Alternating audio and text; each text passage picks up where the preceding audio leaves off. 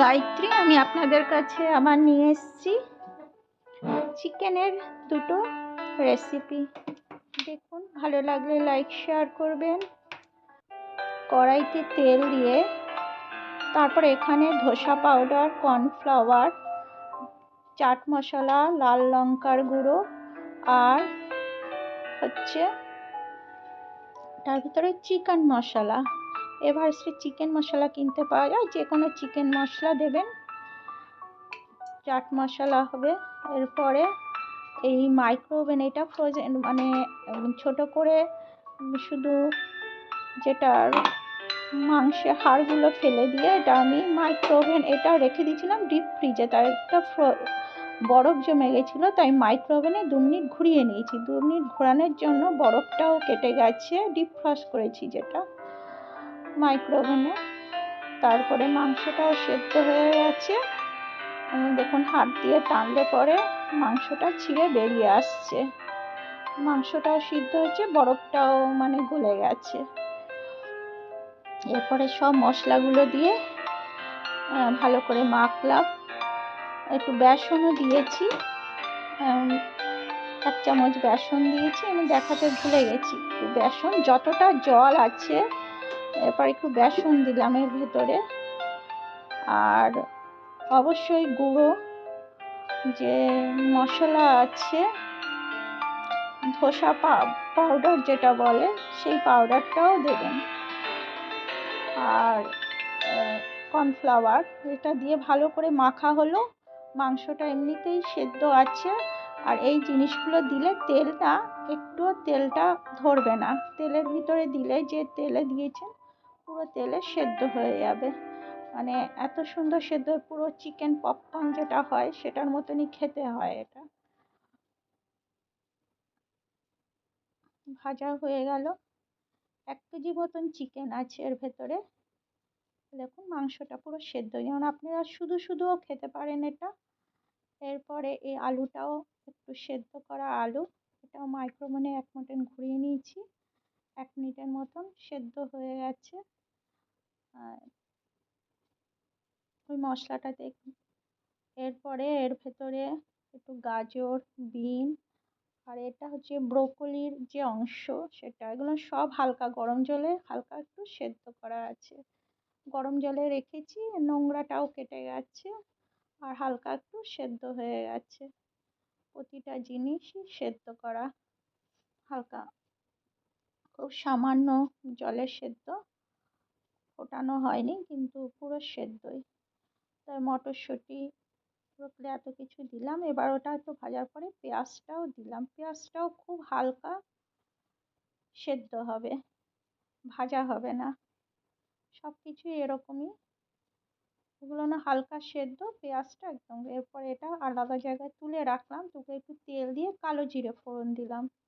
অল্প সামান্য তেল দিয়ে কালো জিরে ফোড়ন দিলাম। এবার রসুন দিলাম।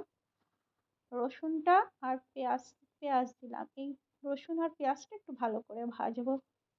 এই পেঁয়াজটা রসুনটার যে গন্ধটা, এটা কাঁচা দেবো না, এটা ভালো করে ভাজবো। ভাজার পরে 4টে কাঁচা লঙ্কা দিলাম। যে পরিমাণে ঝাল খাবে সেই পরিমাণে লঙ্কাটা দেবেন।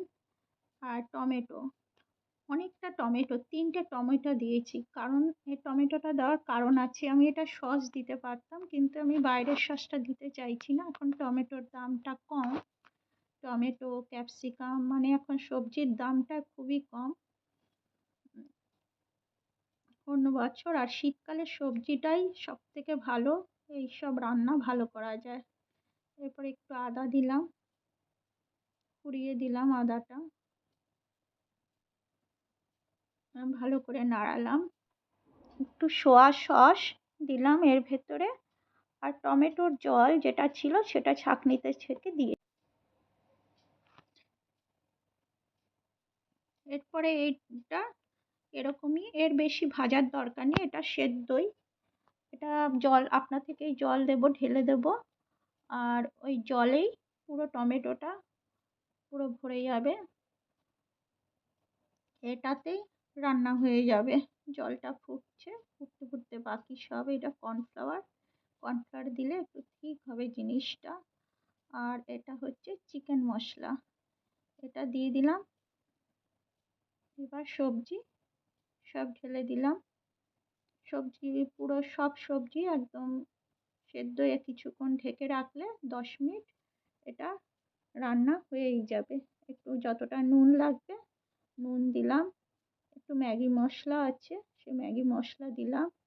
এটা হচ্ছে গোলমরিচ গুঁড়ো দিয়েছি 1 চামচ, গোলমরিচ গুঁড়ো।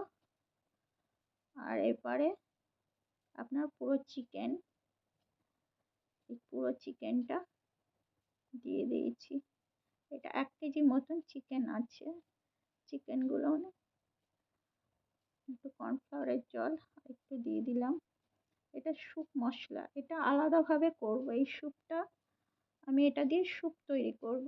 1 প্যাকেট স্যুপ আলাদা জলের ভিতরে দিলাম। আর কিছুটা তরকারি এপাশে করা, পুরো তরকারি যত যা আছে সবই ওপাশে একটু নিয়ে নিলাম। একটু তার একটা ম্যাগি, এটা আলাদা করে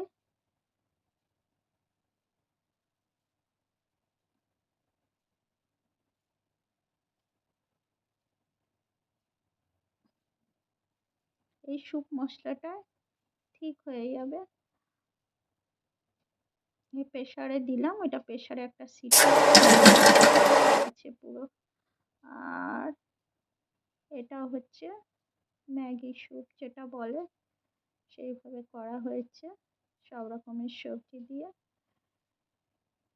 2 রকম হলো। আপনি রুটি ভাত সব কিছু দিয়ে খেতে পারবেন, তবে স্যুপটা শুধু ম্যাগি দিয়েই এটা, আর ওটা রুটি ভাত দিয়ে খাওয়া যাবে। দারুণ খেতে, করুন। সব রকম তরকারি দিয়ে, কিচ্ছু লাগবে না এতেই। যারা ডায়েট করছেন তারা খাবেন, যারা ডায়েট ছাড়া তারাও খাবেন। টেস্টফুল খাবার ভালো লাগলে লাইক শেয়ার করবেন। ধন্যবাদ সকলকে।